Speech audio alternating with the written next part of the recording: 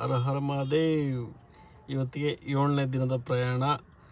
ಮಹಾಕುಂಭಮೇಳದಲ್ಲಿ 3 ದಿನ ಇದ್ದು 3 ದಿನ ಮುಗಿಸ್ಕೊಂಡು ಇವತ್ತು ಬಾಲರಾಮನ ದರ್ಶನಕ್ಕೆ ಅಯೋಧ್ಯೆಗೆ ಹೊರಟಿದ್ವಿ. ನಿನ್ನೆ ರಾತ್ರಿ 9 ಗಂಟೆಗೆ ಹೊರಟ್ವಿ. 9 ಗಂಟೆ ಬರ್ತಾ 10 ಗಂಟೆಗೆ ಊಟ ಮಾಡಿದ್ವಿ. 170 ಕಿಲೋಮೀಟ್ರ್ ಡಿಸ್ಟೆನ್ಸ್ ಇತ್ತು.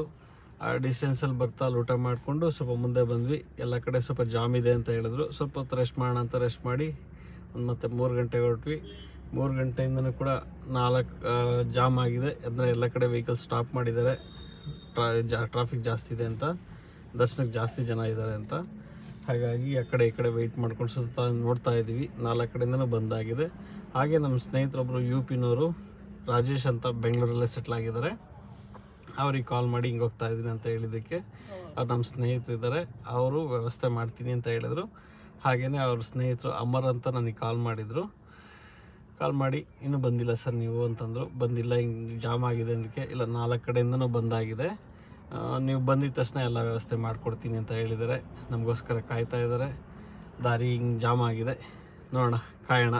ಇನ್ನೂ ಎಷ್ಟಾಗುತ್ತೋ ಗೊತ್ತಿಲ್ಲ. ಇವತ್ತು ಡೇಟ್ 13, ಟೈಮ್ ಆಲ್ರೆಡಿ 6:38 ಆಗಿದೆ. ಇನ್ನು ಸ್ವಲ್ಪ ಹೊತ್ತು ವೆಯ್ಟ್ ಮಾಡೋಣ, ಎಷ್ಟೊತ್ತಾಗುತ್ತೋ ಗೊತ್ತಿಲ್ಲ.